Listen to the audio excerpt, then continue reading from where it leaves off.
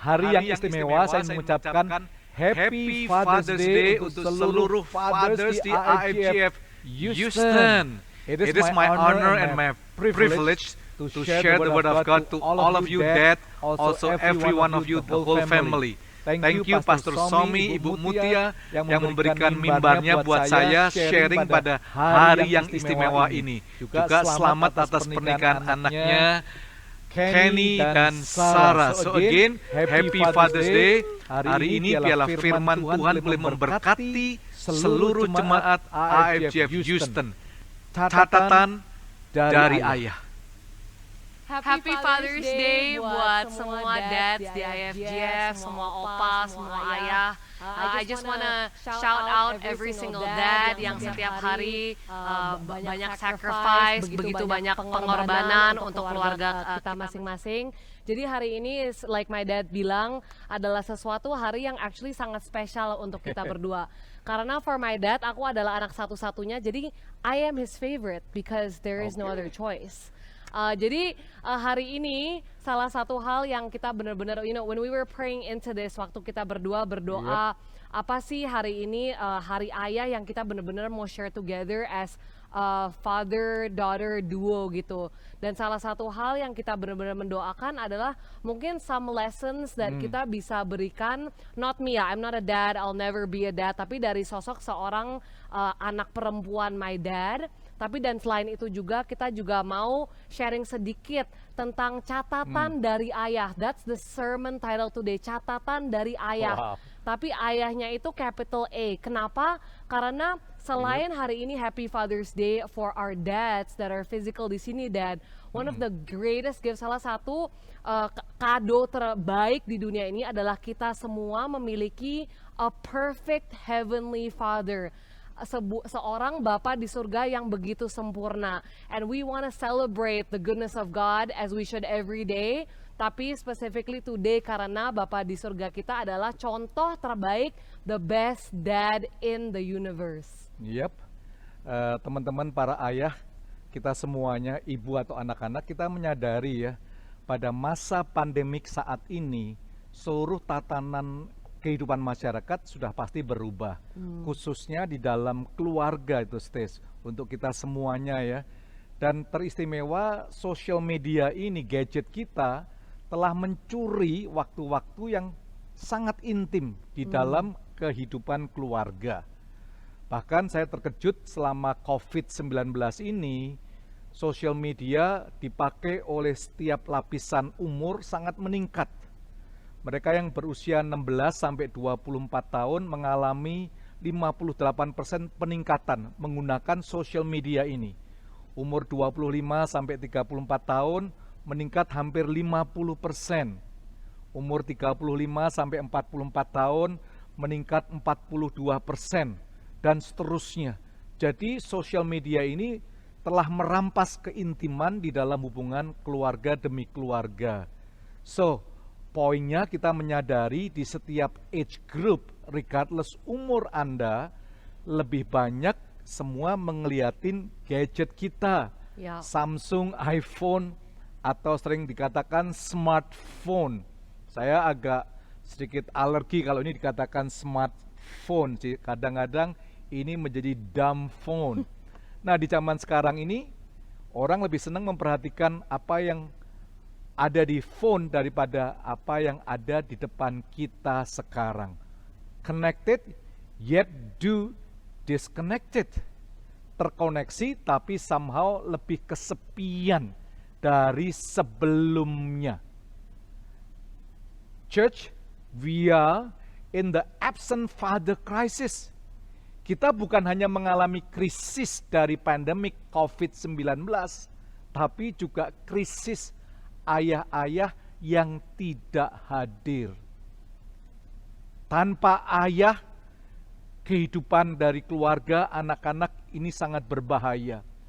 Karena saya melihat bahwa the most fundamental flaws in society is fatherlessness. Wow. Fondasi utama kegagalan di masyarakat adalah hilangnya peran ayah ini. Sehingga kita bisa melihat tanpa kehadiran ayah, kemiskinan paling tidak 4 kali lebih besar resiko kemiskinan. Kehamilan remaja stage, kita semuanya menyadari, mungkin 7 kali lebih besar remaja hamil. Problem perilaku, dampak negatif lebih besar.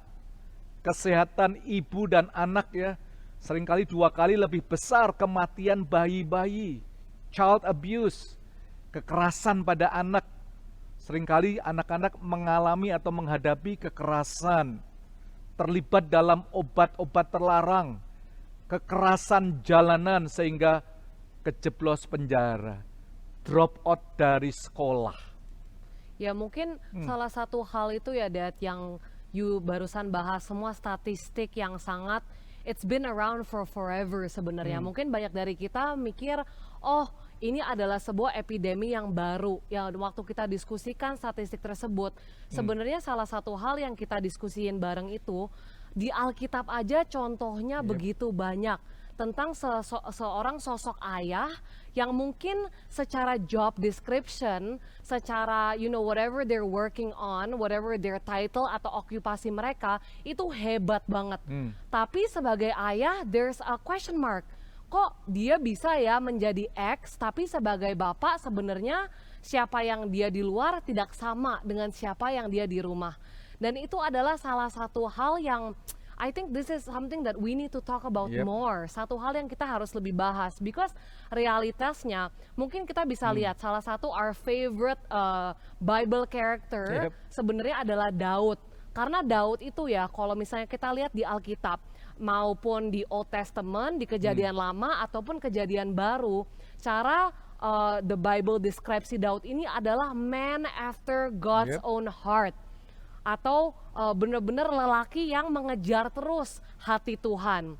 Nah tapi kalau kita lihat dengan lebih detail, specifically di 2 Samuel, kita melihat bahwa Daud itu raja yang begitu hebat, tapi sebagai ayah sangat kurang, kebapaannya itu sangat rendah.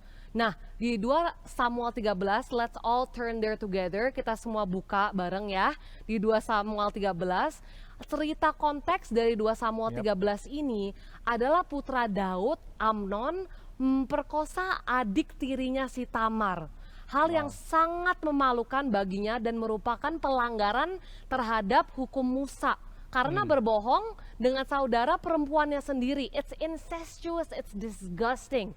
Karena perilaku Amnon ini, Tamar, pap, yang sebenarnya nggak bersalah sama sekali, kepaksa menjalani hidup sendiri, outcast, kehidupan tanpa pernikahan karena sudah diviolasi oleh kakaknya sendiri dan hidup dengan rasa malu yang berlebihan. Nah, Daud ini nanti kita lihat di 2 Samuel 13 sangat malu, tapi dia sebenarnya tidak melakukan apa-apa. He did not discipline his own kids. Jadi kita baca bersama-sama di 2 Samuel 13 ayat 30. Ayo jemaat Tuhan, kita semua baca Alkitab bersama-sama ya. Jadi ayat 30 dikatakan, mereka masih di tengah jalan ketika kabar sampai kepada Daud demikian, Absalom telah membunuh semua anak raja.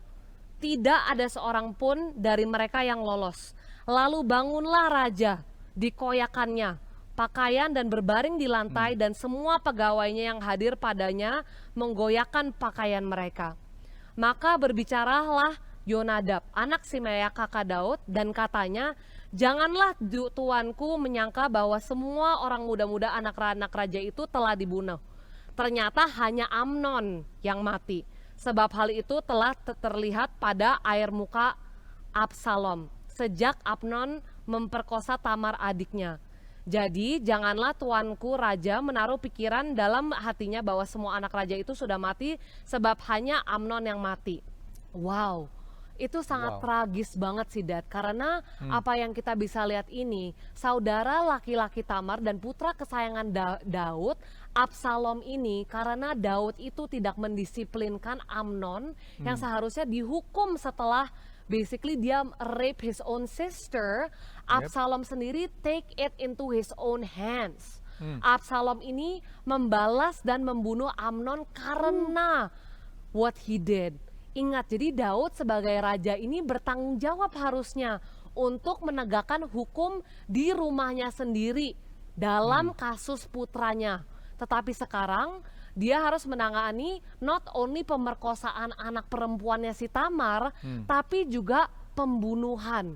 Jadi karena Daud itu tidak menelusurkan satu act of justice, sekarang dia malah kelabakan more than one case. Just like menabur dan menuai. Betul, it's very sad karena kita bisa lihat juga Absalom itu setelah peristiwa ini, setelah dia membunuh his own brother, dia melarikan diri dari negara kakeknya, yaitu raja di Geshur. Nah, Daud itu akhirnya setelah melihat bahwa Absalom itu kabur, dia membawanya pulang. Tapi anehnya ya Dad, dia udah membawa pulang, tapi setelah itu Daud sendiri menolak melihat putranya selama 2 tahun atas pembunuhan Amnon.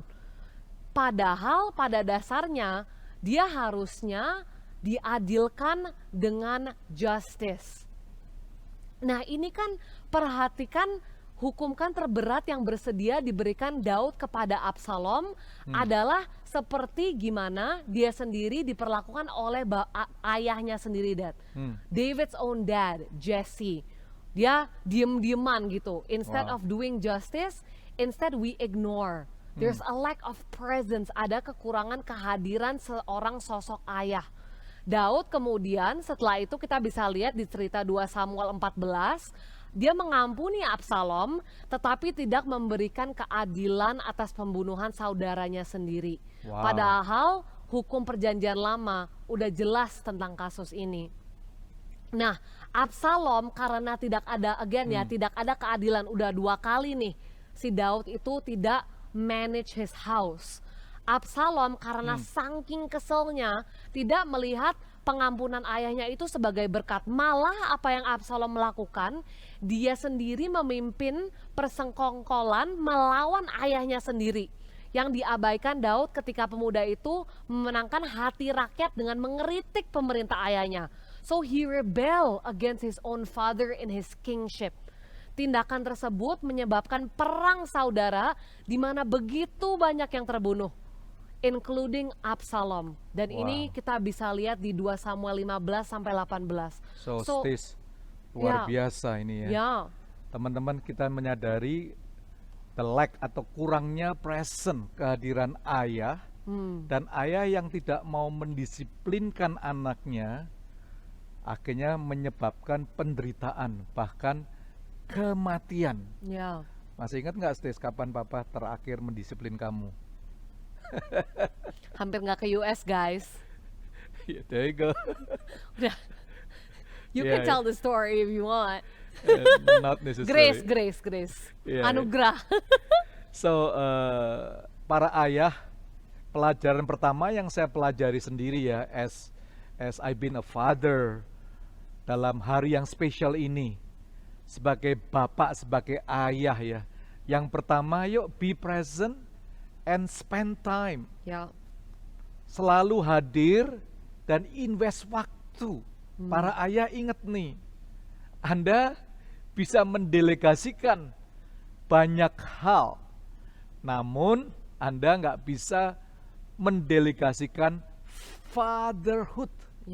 Nggak bisa didelegasikan kepada siapapun juga, guys. Ingat, seseorang mengatakan bahwa dad, a son first hero, a daughter first love. Ayah adalah pahlawan bagi putranya dan cinta pertama bagi putrinya. Saya selalu katakan bahwa the best memories are not safe in the memory card, but in the heart and minds of our children.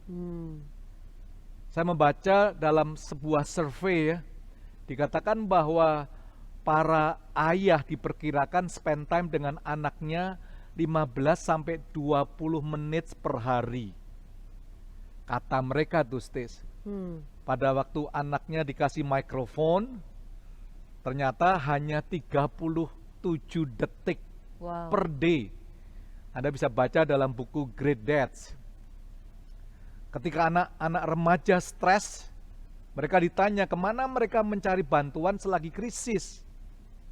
ayah ada dalam urutan yang ke-48. Wow. Saya baca ini cukup stressful, crying.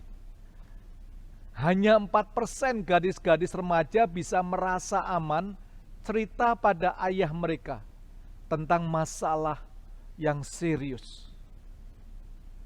So guys, para ayah, mari kita renungkan. Spend time. Be present. Ya. Invest your time. Anak-anak yang belajar tanpa kehadiran ayahnya di rumah biasanya madol, gak naik kelas, mengulangi 2-3 kali paling tidak.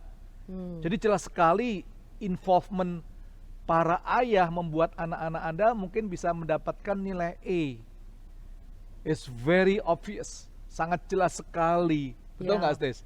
Bener. Ya, papi ini nggak pernah urusin PR, tapi ya puji Tuhan, oleh kemurahan Tuhan saya tetap lumayan pinter, geng.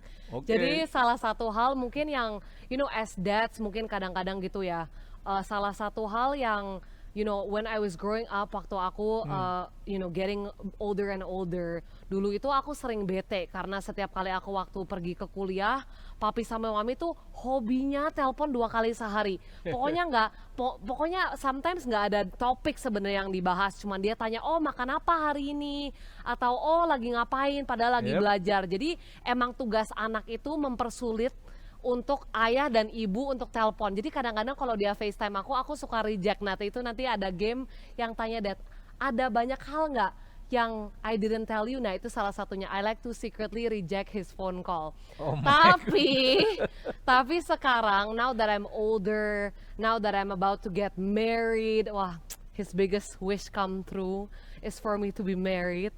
Bukan jadi CEO ya, jadi CEO juga, amin. Tapi sekarang, looking back, salah satu hal yang aku sadar itu, it was so important, sangat penting for my dad to check in on me. Karena meskipun sifat aku dulu rada bete, rada kayak aduh apaan sih pap, telepon lagi, tapi your presence, sometimes the ministry of presence, itu sangat penting. Sometimes we don't even really say anything, but it's just because dia telepon aku dan aku merasa, wah ternyata itu aku dipikirkan. Terus kalau papi libur sama mami, biasanya itu the only time mereka nggak telepon. Langsung rasa galau, loh kok gue nggak ditelepon, gue dilupakan ternyata. Jadi memang punya anak itu enigma, semoga semua anak-anak gue nggak kayak gue. Tapi salah satu hal that the gift that you showed me, I think as a dad, that I think that we'll talk about more itu, 2 hal yang my dad, I think you really taught me that itu, satu, time atau waktu itu adalah the currency of relationship. Nggak bisa sayang kalau misalnya nggak kenal. Jadi waktu itu sangat precious. Duit bisa dicari, apapun bisa dicari, tapi waktu habis, you cannot get that time back anymore. Dan yang kedua adalah love itu sebuah action verb. Cinta itu adalah it's a word yang require bukti. Nah dulu itu one of my favorite stories that I think my dad aja nggak inget itu, waktu aku kecil aku suka main Barbie. Pokoknya semua Barbie, Barney, I love it so much. Jadi dulu itu my dad itu kalau ke US kadang-kadang aku nggak bisa ikut karena aku sekolah. Jadi aku selalu pap minta Barbie, minta boneka, minta apa. Tapi satu hari aku inget banget, dia bawa 1 koper gede sendiri, katanya, oh ini semua buat kamu, Stis. So aku bilang, apa pap? Ternyata aku buka koper, udah excited banget, masih umur 12 tahun, dibuka ternyata Barbie cruise ship. Dia merelakan 1 koper cuman isinya Barbie cruise ship itu. Dan to be honest ya Dad, it's not even the fact that you gave me a gift, bukan cuma tentang kadonya, karena I think banyak orang memberi kado tapi tidak ada artinya, but this sense itu, I know that you remember me even when you are not near to me.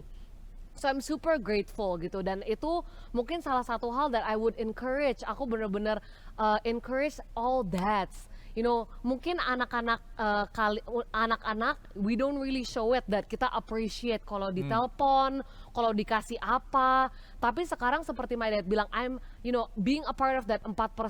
Yang apapun aku alamin with my dad, meskipun kadang-kadang ini karena kita berdua itu strong personality banget, kadang-kadang bisa berantem, tapi actually it is such a gift. Begitu kado yang paling bagus aku terima itu, bahwa itu kita bisa memiliki sebuah a relationship, hubungan yang ya udah aku bisa apa adanya, nggak sempurna, neither of us are perfect, tapi he never gave up on me. Kita nggak pernah sleep with our hearts being angry, nggak pernah tidur dengan kemarahan dalam hati. They are my dad and my mom. My dad, because it's Father's Day, it's about him. He's my counselor and one of my closest friend. So I'm super grateful. Thanks, Dad. Banyak ngomongnya nih karena dia mau married, Abis ini guys. shopping, guys. So, para ayah, ingat, seringkali Anda, saya tidak bisa mengubah masa lalu kita. Tapi Anda dan saya bisa mengubah masa depan kita. Ya, Apapun yang terjadi di masa lalu, nothing we can do. yep. We can change our future. Hal yang kedua, sebagai seorang bapa, sebaiknya kita menegaskan jati diri, menjadi inspirasi, dan memberikan petunjuk. Affirm identity, be an inspiration, and give instruction. Jangan takut untuk mengasih petunjuk, memberikan petunjuk. Satu ayat yang saya membekas dalam hidup saya, yaitu Matius 17 ayat 5. Ya, Ini dahsyat sekali. Dikatakan, inilah anak yang kukasihi, kepadanyalah aku berkenan. Dengarkanlah dia. That's really changed my perspective. Inilah anak yang kukasihi, kepadanyalah aku berkenan. Dengarkanlah dia. Ini the voice of the fathers in heaven. ya. Kepada putranya Yesus. Inilah anakku, membicarakan anugerah atau pemberian anugerah seorang memiliki jati diri. Yang kukasihi, memberikan perasaan aman. Kepadanya aku berkenan, memberikan afirmasi. Dengarkanlah dia, memberikan otoritas moral. Ayo kita tegaskan jati diri anak-anak kita, menjadi inspirasi. Dikatakan dalam Kolose 3 ayat 21, hai bapak-bapak, janganlah sakiti hati anakmu, supaya jangan tawar hatinya. So fathers, apakah anak-anak Anda terinspirasi dengan hidup kita? Apakah sebaliknya Anda suka mengkritik anak-anak Anda? Do you spend one-on-one dengan anak-anak Anda? Saya membaca sebuah artikel ya, 7 hal yang anak perlu dengar dari ayah mereka. Kamu lebih penting dari pekerjaan ayah. Ayah mencintaimu dan menerimamu apa adanya. Wow. Jadilah seperti apa yang Tuhan mau untuk hidupmu. Ayo kita main. Kadang kamu gagal, tetapi jangan takut bicara pada ayah. Ayah tidak akan berhenti mencintaimu, dan perlakuan ayah padamu tidak akan berubah. Wow. Berlutut dan pandang matanya. Maaf bila ayah menyakiti hatimu atau mengecewakanmu. Maukah kamu memaafkan ayah untuk whatever mistake? Anak-anak perlu mendengar ayahnya berdoa. Memberikan instruksi. Katakan dengan jelas Amsal 22 ayat 6. Didiklah, latih, dedikasikan orang muda menuruti jalur arah kebiasaan, gaya hidup, karakter moral yang patut baginya. Ya. Maka pada masa tuanya pun ia tidak akan menyimpang daripada jalan itu. Teman-teman, para ayah ingat, anak-anak itu adalah peniru yang handal. Jadi berikanlah mereka hal yang besar untuk ditiru. Amin, amin banget. I agree so much with the three eyes karena mungkin salah satu hal yang we like to do as a family gitu ya. My dad and I sebenarnya hobinya tuh prepare sermon 1 malam sebelum kita khotbah. Nah itu emang berkat kan meniru dengan handal. Aku meniru papa yang memang selalu jam 11 malam baru kita prepare sermon together. Haleluya. Bukan 1 Thank malam you. dong. Ya 1 malam, haleluya, Holy Spirit. Finalize. Tapi salah satu hal mungkin yang pertama gitu ya, yang waktu my dad mengutip Matius 17 ayat 5. This is adalah gesture yang sangat penting even for me gitu untuk mendengar. Kayak I hear all the time gitu, meskipun kayak kadang-kadang aku merasa apaan sih dad, kayak aku bakal yang kayak I ate, aku baru makan mochi loh pap, terus ntar dia bisa jawab di WhatsApp, oh I'm so proud of you, apaan sih kayak nggak jelas banget gitu, tapi kayak because of that gitu, aku selalu merasa sangat enteng to be honest, because I feel like my dad, we are the kind of people yang dia mengajarkan aku untuk selalu mempersembahkan diri apa adanya. Tapi ini adalah afirmasi yang sebenarnya I think he really learned from that Matthew 17 verse 5. Karena Bapa di surga aja ya. Salah satu hal kenapa this verse itu sangat dampak besar itu karena Yesus mendengarkan afirmasi ini sebelum dia melakukan apapun. Dia belum menyembuhkan siapa-siapa, dia belum mengajar apa-apa, dia belum melakukan baptisan. Basically there is no action that he has taken yet. Afirmasi ini menunjukkan Yesus dan kita sebagai anak Tuhan bahwa our being itu benar-benar lebih penting daripada our doing. Jati diri kita, siapa kita ini, itu lebih penting daripada perlakuan kita. Dan Bapa di surga mengatakan bahwa dia bangga banget sama Yesus dan sama kita semua meskipun kita belum melakukan apapun. Ini adalah contoh paling ekstravagan dan sempurna apa artinya to love without an agenda. Untuk mengasihi dengan tidak adanya limit dan tidak adanya kondisi. Nah kalau inspiration, memberikan inspirasi. For me, my dad always inspire me to live a life of integrity and truth. Untuk menjadi seorang anak yang selalu di pekerjaan, di sekolah apapun memiliki integritas dan memberikan truth meskipun kadang-kadang itu adalah sesuatu yang susah. Dan instruction ya, my dad is bossy so he instructs me all the time. Even if I'm getting married, he instructs. Woo. I still paid the bill. Amen. You will continue to pay the bill. So, para ayah ingat ya, being a good dad is a daily choice. Ya. Mau menjadi bapak yang baik itu pilihan setiap hari dalam kehidupan kita. Saya ingat perkataan daripada Jonathan Edwards, you cannot change your ancestors, but you can influence your descendants. Anda nggak bisa mengubah kakek-kakek Anda, tapi Anda bisa mempengaruhi keturunan Anda. Ya. Ini yang harus menjadi motivasi dalam kehidupan kita. So para ayah, be the person that break generational curse. Ya, come on. Ayah mematahkan kutuk every generasi. So how do we become a good dad? Gimana sih menjadi ayah yang baik? Inilah story-nya. Yuk lihat sekilas catatan dari ayah. Not from me, tapi ayah di atas. Abba Father. Keep your eyes on the perfect heavenly fathers above. Itu adalah catatan yang perlu kita ingat sebagai seorang ayah. Mazmur 16 mengatakan, because of you I know the path of life. Ya. As I taste the fullness of joy in your presence. At your right side I experience divine pleasures forevermore. Engkau memberitahukan kepadaku jalan kehidupan. Di hadapanmu ada sukacita berlimpah-limpah. Di tangan kananmu ada nikmat senantiasa. Lihat Bapa di surga sebagai contoh utama kita. Ya. Catatan dari ayah. Tadi dikatakan, Stacy mengatakan bahwa relationship is the currency of heaven. Hubungan adalah mata uang di surga.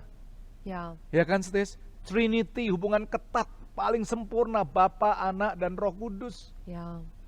Matius 6 ayat 21, di mana hartamu berada, di situ hatimu berada.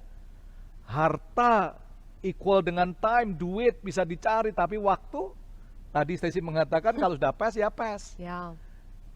Tadi dikatakan juga catatan dari sang ayah, love, yang kedua, love is an action verb. Cinta pasti ada bukti, dan bukti memerlukan waktu. Ya. Bagi saya, bukti cinta Bapa di surga, stage kita semua para ayah, is the cross, salib daripada Kristus. Ya. Roma 5 ayat 8 dikatakan, tetapi Allah menunjukkan kasih-Nya kepada kita oleh karena Kristus telah mati untuk kita ketika kita masih berdosa. Love is an action verb. Catatan dari ayah di surga. Not only does He love you, but Stes, teman-teman, He likes you. Wow. Ya. Dia senang kamu, nggak sekedar cinta. Ya nggak, Stes? Bener banget, Dad. Karena I think one of the things yang kita suka lupa gitu ya, you don't only, there's a difference between loving and liking. Kalau ada cinta dan juga menyukai, emang secara natural, we will want to spend more time together. Gak ada hubungan tanpa investasi waktu. You know, salah satu buku favorit aku when I was in college untuk mengingatkan berulang-ulang kali, the love of the Heavenly Father, the most perfect Father there is, itu buku The Shack. Mungkin aku sering banget bahas buku The Shack, aku sampai paksa papi untuk nonton film ini. Karena ceritanya itu sangat really leave an impression on me. Karena kalau di cerita The Shack itu, salah satu hal yang memang jadi baku dari ceritanya adalah main karakternya si Mac tidak memiliki hubungan yang baik dengan ayahnya sendiri. Karena ayahnya beat him, he was abusive, dan dia seorang alkoholik. Dan karena itu dia susah sekali percaya sama Bapa di surga. Karena menurut Mac, gimana Tuhan itu, Tuhan Bapa di surga, baik kalau even my earthly father itu abusive dan alkoholik. And you know guys, I think it's sad, tapi ini adalah realita yang lebih sering daripada enggak gitu. There are a lot of us who have bad, strained relationships with our dad. But we wanna just encourage you today. You know guys, God looks at you, Tuhan memandang kita semua sebagai Bapa, dan Dia mengatakan, I am especially fond of you. Aku benar-benar menyukai kamu. Salah satu hal yang kita bisa lihat dari The Shack ini adalah He sees your imperfections. Dia melihat kita apa adanya, tapi tetap Dia memilih kita. He chooses you. He wants to protect you. He wants to redeem your past and your future. Mungkin di rumah sendiri realitanya secara statistik kita bisa melihat, kita mungkin gak memiliki ayah atau papa kandung yang sempurna. This is a reality that unfortunately I grieve as well. Tapi Bapa di surga melihat semua itu, dan Ia mau memberikan afirmasi hari ini kepada all the dads, all the kids, all the moms who have dads. He chooses you and He loves you. You know, Stes, para ayah, saya mau akhiri sebuah cerita. Ya. Seorang pemusik rohani bernama Halverson. Dia mendengar anaknya dan dua anak lain membanggakan ayahnya. Yang satu berkata, ayahku kenal wali kota. Yang satu lagi berkata, ayahku kenal gubernur. Anak Halverson menjawab, itu belum apa-apa. Ayahku mengenal Tuhan. Wow. Saat itu Halverson menitikkan air matanya, haru dan berkata, Tuhan, semoga anakku bisa terus berkata bahwa ayahnya mengenal Tuhan. I love that so much. Jadi hari ini all the dads, all the kids, you know, di masa pandemi ini kita nggak akan gloss over, kita nggak akan menutup mata bahwa ini adalah memang musim-musim yang begitu sulit. A lot of us have lost, a lot of us have had a member dari keluarga kita yang mungkin udah nggak ada lagi. Jadi hari ini kita mau menutup bukan hanya doa untuk ayah untuk lebih baik atau ayah untuk A, B, C, D, E, F, G. Seperti tadi kutipan Jonathan Edwards, mungkin kita sendiri tidak memiliki experience yang baik dengan our own fathers yang kandung. Tapi I encourage you today that God is a God that is eager to break generational curses with you. Jadi hari ini untuk mengakhiri, izinkan saya untuk doa for all of the dads. And my dad will end us with the benediction prayer, doa berkat. So wherever you are, let's pray. Amen. Tuhan Bapa di surga, we just thank you God. Kita berterima kasih bahwa Engkau adalah the perfect dad. Thank you Tuhan bahwa Engkau terus dan menerus memilih kita apa-apa adanya. Dan Engkau terus Tuhan minister kepada hati kita supaya kita bisa menjadi anak yang lebih close to you. Kita berterima kasih Tuhan bahwa Engkau adalah Bapa yang terus mau mengenal anak-anak-Mu, untuk dekat kepada anak-anak-Mu. Dan Tuhan kami mengucap syukur Tuhan bahwa it's never too late, tidak pernah terlambat. Amen. Untuk para ayah-ayah untuk become a better dad today, untuk menjadi ayah yang lebih baik. Bantu kita Tuhan hari ini as we close, help us God as your children untuk bisa benar-benar menghidupi the kingdom truth. Bantu kita untuk menerima terus bahwa you love us and you choose us. Engkau mengasihi kita dan terus memilih kita regardless of the past, regardless of what we have done. We just thank you Tuhan. Thank you Tuhan bahwa Engkau memilih kita dan Engkau memberkati kita dengan ayah-ayah yang berupa pahlawan dan cinta pertama kita. Terima kasih ya Tuhan untuk para ayah pada hari ini. Ampuni kami semua para ayah yang mungkin kami melakukan banyak kekeliruan, bahkan dosa. Hari ini aku berdoa biarlah Engkau boleh mengangkat setiap beban daripada para ayah, para dad dimanapun mereka berada. Tuhan, bersama-sama aku deklarasikan untuk setiap para ayah boleh melihat catatan dari sang ayah di surga. Abba Father, our perfect Father, yang mengasihi regardless apapun kondisi kami ya Tuhan. Tuhan, terima kasih di hari Bapa ini, this beautiful moment, Father's Day, setiap ayah boleh mengalami terobosan, breakthrough, a miracle blessing, bahkan salvation, keselamatan bagi para ayah. Berkati seluruh keluarga juga ya Tuhan. Pulihkan hubungan ayah bersama anak-anak, ayah bersama mamah, suami istri dan anak-anak, the whole family. Terima kasih ya Tuhan Yesus. Jemaat Tuhan pada hari ini jika engkau mendengar firman Tuhan, melakukan dengan segenap hatimu, Allah akan mengangkat engkau di atas bangsa-bangsa. Allah akan memberkati lumbung-lumbungmu hingga berlimpah-limpah, sehingga engkau tidak meminta pinjaman, melainkan memberikan pinjaman. Allah akan mengangkat engkau menjadi kepala bukannya ekor. Hidupmu dipenuhi dengan iman, pengharapan dan kasih, sehingga apapun yang kau lakukan di dalam Yesus Kristus, Dia akan membuat kita semua berhasil. Dalam nama Tuhan Yesus Kristus, semua yang percaya katakan amin. Amin. So guys, happy Father's Day. God bless you.